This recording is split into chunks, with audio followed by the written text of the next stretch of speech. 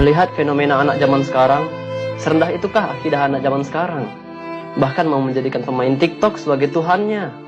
Serendah itukah pemahaman dan pemikiran anak zaman sekarang? Halo Lur, selamat datang di channel kita. Aku Lampu Jaga. Aku Ama. Dan saat ini kita sedang berada di segmen Sepir Sesat Pikir.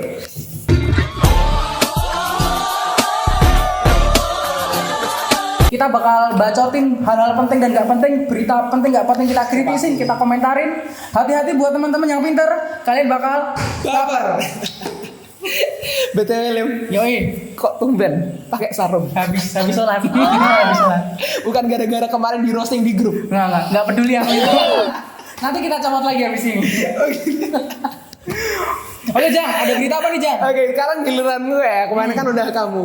Nah sebenarnya aku nggak bakal nayangin video sih kali ini. Ini aku Wah, menarik nih. bakal nampilin sebuah opini. Karena opini kemarin sempat ramai banget. Bakal menimbulkan Isu ya?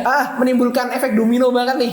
Jadi ada seorang dosen dari Fakultas Teknik Pasca Sarjana, Pak Bagas yang terhormat, dia menuliskan sebuah opini di tagar.id. Teman-teman bisa baca mungkin ya, ini aku cantumkan. Di situ tertulis dengan judul Gerakan Makar di UGM saat Jokowi sibuk atasi COVID-19. Menarik nih. Nah, kenapa aku tayang ini? Karena kebetulan kan kamu dari Fakultas Hukum, Lim. Udah mahasiswa tua juga, pengalamannya udah banyak dan lain sebagainya. Gak usah disebut Mas.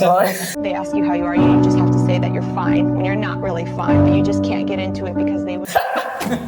Mungkin kamu bisa menjelaskan dulu kronologi dampak dari tulisan ini ke kegiatan yang kemudian ada gitu kan. Jadi Kegiatan yang ada gini Jang, kita batal juga. mungkin aku sedikit cerita ya ke seluruh di rumah ya. Ini tuh sebenarnya acara dari komunitas hukum tata negara di Fakultas Hukum, namanya CLS, Constitutional Law Society.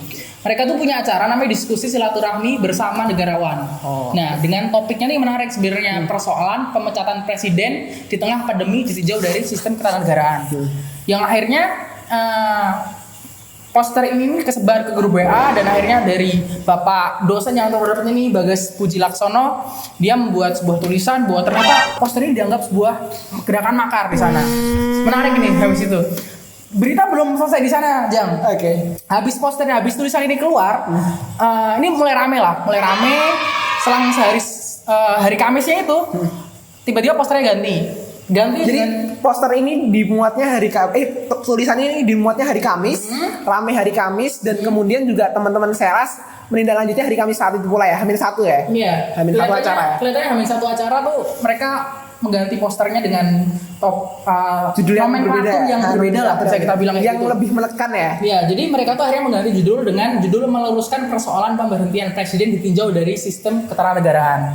Nah, aku sebenarnya sempat konfirmasi juga ke ketuanya kan, kutanya, ini kok ganti judul, ada yang pemaksaan kok, ada yang ngancem kok? Enggak kok Mas, ini cuman biar persepsi masyarakat nggak salah aja. Gitu. Jadi emang yang kemarin posternya tuh kayak dibilang agak kontroversial lah, akhirnya dibuat yang lebih luruskan. Dan tema ini sebenarnya bagus ya. Aku juga sempet tanya-tanya juga nih, bahwa ternyata latar belakang dari munculnya acara ini adalah karena akhir-akhir ini nih itu ramai banget di sosial media yang kemudian membicarakan kegagalan pemerintah dalam mengurusi pandemi ini, yang akhirnya gagasan yang muncul adalah turunkan Jokowi. Ya, kalau seluruh tahu ya, di Twitter tuh sempat ada rame trending topik impeachment Jokowi atau turunkan Jokowi dan lain-lainnya lah. Nah, sebenarnya menurutku ini temanya bagus karena kan kita menurunkan presiden itu nggak serta-merta cuma karena trending dan lain-lain, tapi ada sistemnya, dan itu dibahas lah sama teman-teman komunitas hukum tata negara yang berusaha sebenarnya. Mencerdaskan diri, mencerdaskan peserta diskusi dan lain sebagainya. Bahwa kita nggak bisa serta-merta menurunkan presiden Jokowi. Nah, itu kan bukan yang makar, tapi justru memberikan kepemahaman lebih kan. Yang jadi permasalahan sebenarnya di sini Jang, di tulisannya Bapak Bagas ini ada sebuah provokasi lah di sana menurutku, karena di tulisannya. Karena gini, coba teman-teman atau sulu-sulu di rumah juga baca, di situ ada di kalimat awalnya yang menurutku cukup provokasi, karena di situ ada bilang gini, pada saat bangsa sibuk gotong royong mengatasi Covid, ada sekelompok orang di UGM yang mewacanakan pemecatan presiden. Itu kalimat awal, dan kalimat akhirnya lebih provokasi lagi sebenarnya, lebih menarik lagi kalau teman-teman baca. Di sini di kalimat akhirnya menarik banget. Lebih-lebih kelompok sampah ini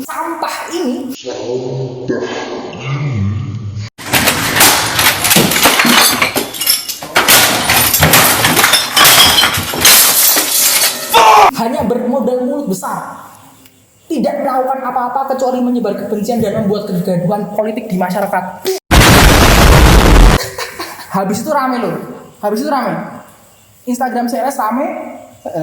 Banyak yang hujat, banyak yang caci maki, banyak yang kok gini. Dan akhirnya ini berbentuk teror dan peretasan baik panitia, baik maupun narasumber dan moderator juga ternyata. Hari Kamis juga. Hari Kamis ya. Kamis Sabtu ya. Kamis Sabtunya itu ada di retas, bahkan di teror juga. Yang aku baca ya dari berita, itu Kamis malamnya itu jam 11 malam, rumah pembicara ini didatangin 4 sampai 6 orang, diketuk sana, belnya diulang-ulang dan 2 kali sama jam 6 pagi juga gitu. Hari-harinya gitu. Ini kan ngeri banget ya, maksudnya seorang profesor guru besar harus hukum di UII gitu ya. Tamu ya, kita kan sebagai tuan rumah mendatangkan tamu, tapi teror gitu. Ini aku nggak habis pikir sama kelakuan masyarakat atau buzzer-buzzer yang Atau oknum-oknum ini ya. Nah, ini sebenarnya jadi permasalahan di sana. Akhirnya singkat cerita acara ini dibatalkan karena udah nggak kondusif ya, banyak teror dan ancaman, peretasan dan lain-lain. Bahkan sampai Fakultas Hukum UGM mengeluarkan press release bahwa sebenarnya Fakultas Hukum itu mendukung acara ini karena ini kan diskusi akademik, membuka mimbar akademik seluas-luasnya untuk teman-teman bisa belajar, buat ikutan, buat tahu lah, buat cerdas. Tapi dituduh makar.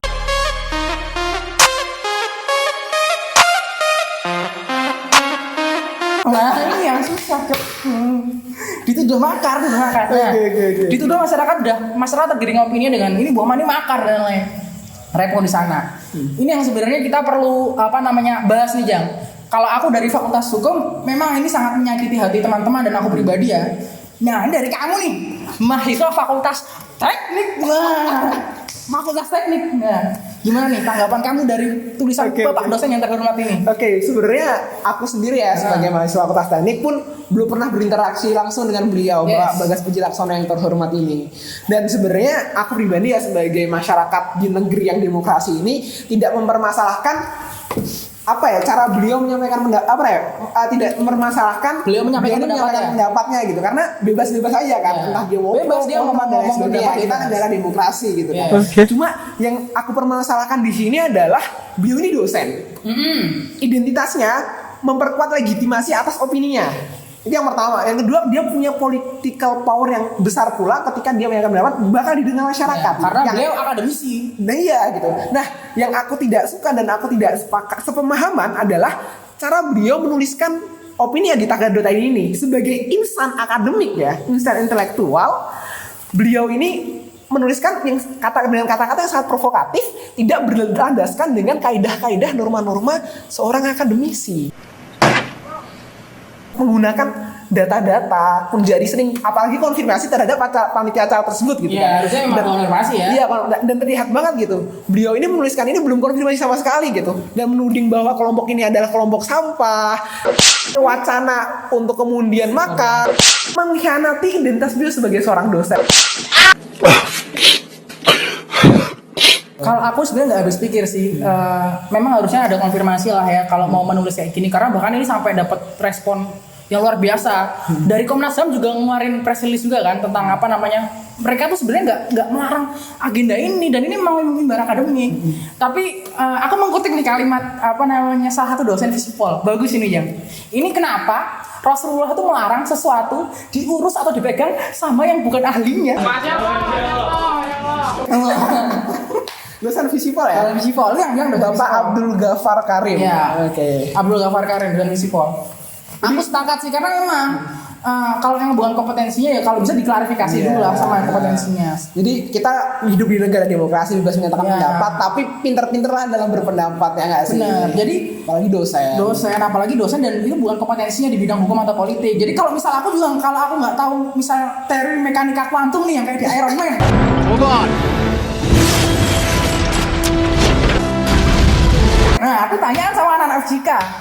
Sama kayak misal orang-orang fisika atau orang-orang biologi apa siapapun itu atau orang kedokteran tanya impeachment atau gimana mekanismenya, masa mau jelas-jelasin sendiri ada konsepnya dan ini nggak semudah itu. Bahkan impeachment sendiri tuh aparat atau orang-orang hukum sendiri nggak berani main-main atau itu perlu penelaahan yang lebih jauh tuh loh untuk mau bilang itu impeachment atau tidak atau maksudnya makar atau tidak tuh loh. Nah tapi ini dosen Fakultas Teknik akhirnya menggiring opini ke masyarakat bahwa ini adalah makar. Padahal impeachment yang dibahas di ketatanegaraan ini adalah mekanismenya atau pencerdasan untuk masyarakat. Nah, itu ya. Ada miss di sana. Ada miss sebenarnya. Tapi oke lah. Ini kita pasti ada orang-orang yang akan membahas ini lebih jauh. Iya. Tapi kalau saran saya sih buat dosen-dosen yang kayak gini ya, karena sudah banyak menyinggung orang-orang akademisi yang lain, terutama fakultas hukum atau orang-orang hukum ya siap-siapin lawyer yang bagus saja.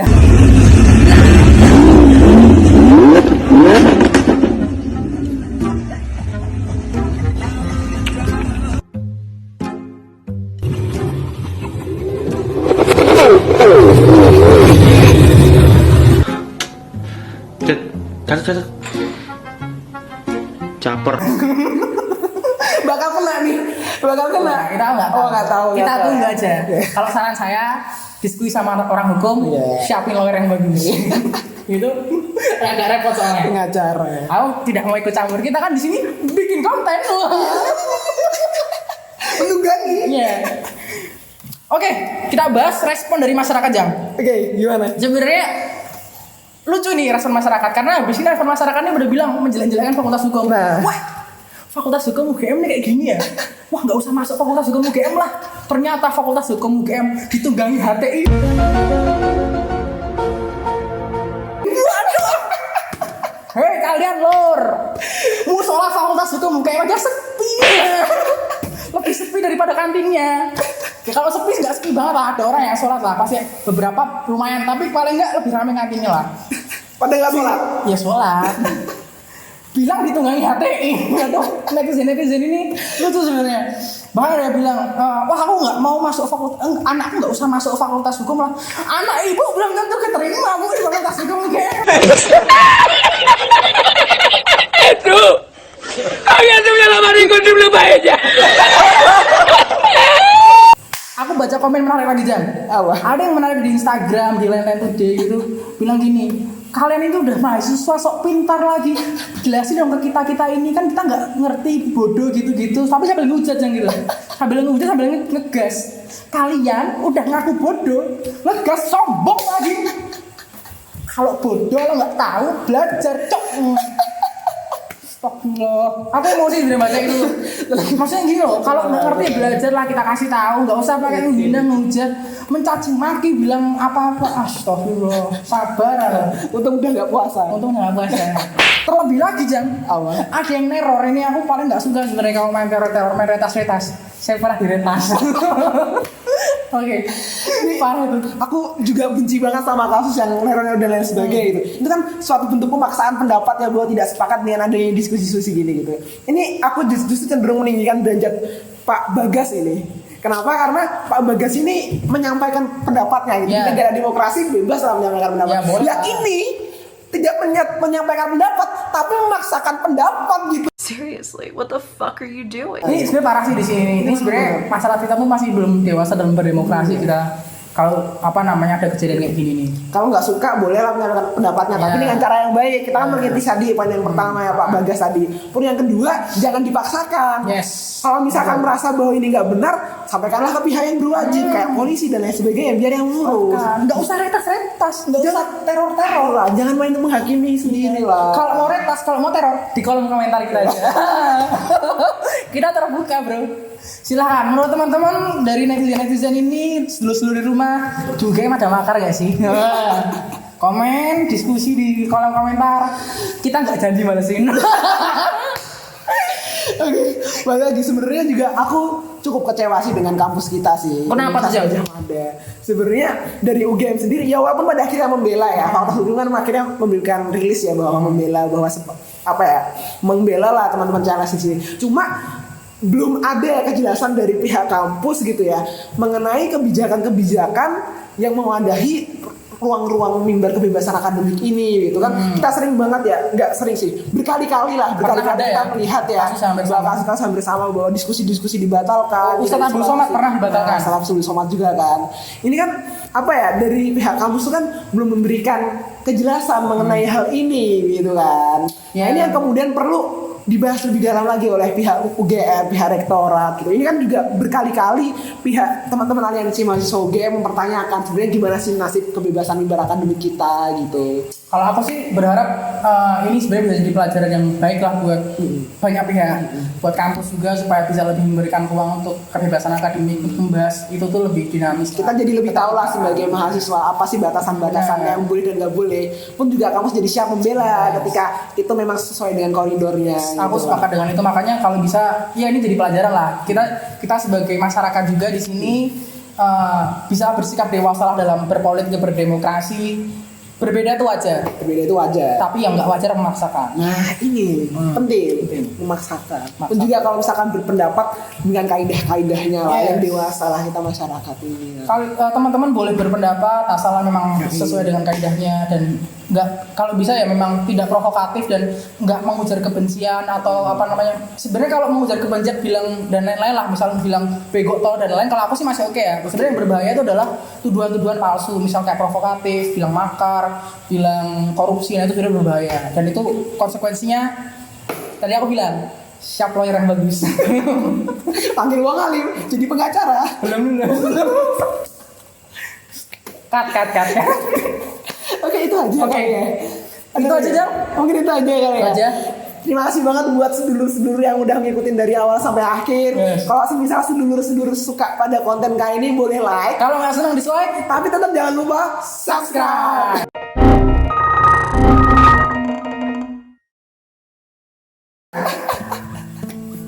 Lumayan lah, Lur. aku jatuh tuh kacamataku. Konten kedua. Konten kedua. Semoga ada lah, meningkat lah. Semoga ini juga bermanfaat. Peace. Mantap. Udah jangan 4 lagi lah, tambah lah. Bagus aku senang.